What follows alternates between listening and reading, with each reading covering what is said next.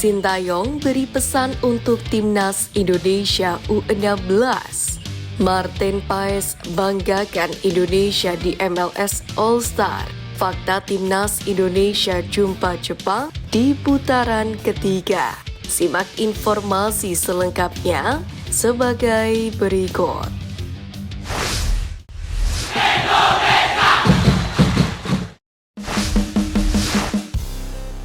Perjuangan Garuda Asia penuh haru, Sintayong beri pesan. Kegagalan Timnas Indonesia U16 melaju ke partai final Piala AFF U16 mendapatkan respon dari pelatih Timnas senior Sintayong. Hal itu diungkapkan oleh Coach Nova Arianto. Sebagaimana diketahui, Nova mendapatkan tugas memimpin skuad Garuda Asia di ajang ASEAN Cup U16 2024. Dalam turnamen debutnya ini, asisten STY tersebut membawa timnya lolos ke babak penyisihan grup dan menuju perebutan posisi ketiga. Sejak awal, Nova Arianto menegaskan bahwa target utama timnya adalah lolos ke Piala Asia U17 2024. Ajang ASEAN Cup dimanfaatkan untuk seleksi pemain dan menyusun komposisi skuad. Nova Arianto sendiri menjelaskan bahwa dia terus berkomunikasi dengan Sintayong. Salah satu yang ditekankan adalah terkait mental pemain muda yang belum stabil. Hal ini berdasarkan pada pengalaman Sintayong pernah memimpin timnas kelompok umur di Indonesia dan Korea Selatan. Yang selalu diingatkan, Coach Sin selalu bicara lewat JJ Jong Seok Seo, terutama terkait mental dan pemain muda ini masih labil dalam arti kadang bisa baik dan jelek. Itu terkait mental agar stabil di setiap pertandingan, kata Nova Arianto. Terkait mental, mantan pemain Timnas Indonesia ini benar-benar merasakannya, yakni saat memimpin skuad Garuda Asia. Pada ASEAN Cup U16 kali ini, mental pemainnya tidak stabil dan dia harus mencari solusi di masalah ini. Apalagi mereka memiliki potensi dan hal ini harus terus diasah agar menjadi lebih baik lagi. Menariknya, Nova memastikan bahwa saat melawan Vietnam di perebutan tempat ketiga, Sintayong dipastikan tidak akan hadir.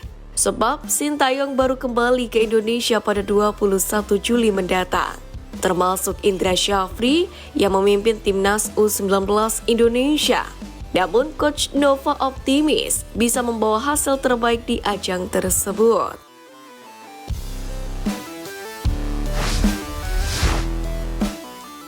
Fakta Timnas Indonesia jumpa Jepang di putaran ketiga.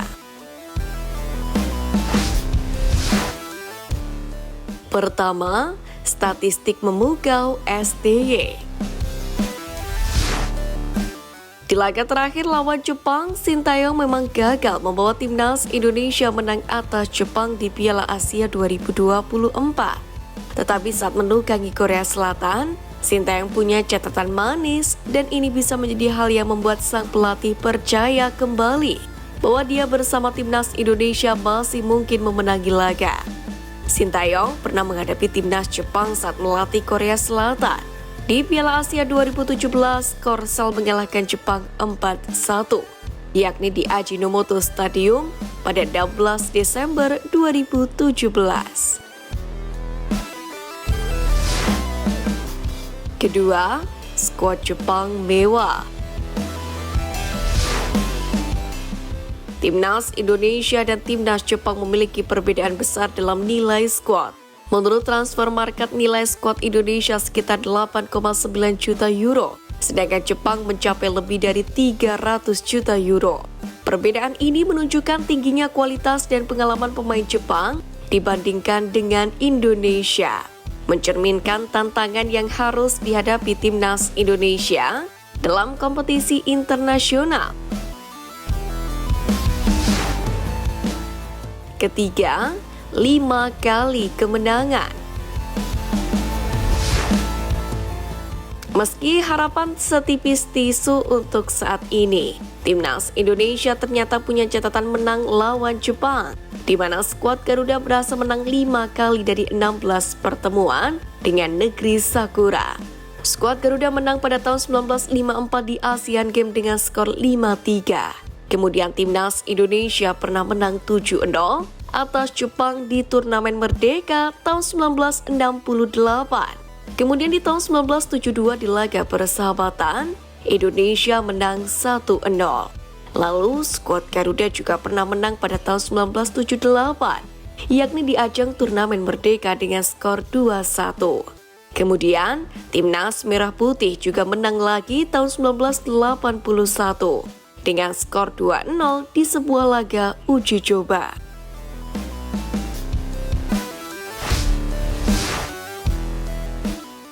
Setim dengan Lionel Messi, Martin Paes banggakan Indonesia.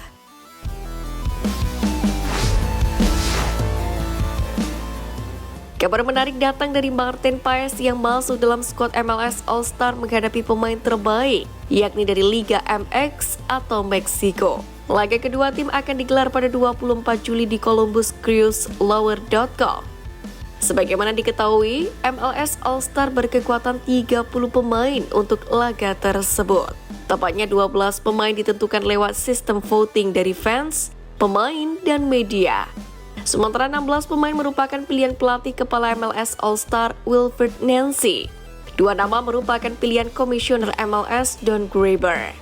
Menariknya, bintang sepak bola dunia Lionel Messi masuk dalam skuad MLS All-Star. Selain Messi, ada beberapa nama seperti Jordi Alba, Sergio Busquets, dan Luis Suarez yang masuk ke dalam tim MLS All-Star. Sementara itu, Martin Paes sendiri terpilih menjadi bagian dari skuad MLS All-Star 2024, yakni berdasarkan hasil pilihan fans yang digelar sejak 29 Mei hingga 10 Juni 2024. Dilansir dari laman resmi FC Dallas, Martin Paes merupakan salah satu pemain yang masuk ke dalam 3 besar peraih suara terbanyak dalam pemungutan suara yang dilakukan oleh penggemar.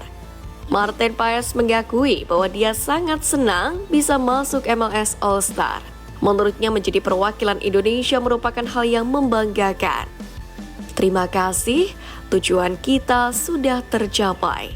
Terkait MLS All-Star dan untuk kalian fans Indonesia, saya ingin menjadi perwakilan Indonesia di MLS All-Star dengan sebaik mungkin serta bersama FC Dallas, ujar Martin Paes.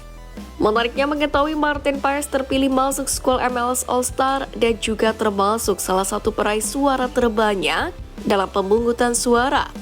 Warganet tanah air pun berkomentar di akun media sosial X resmi dari FC Dallas.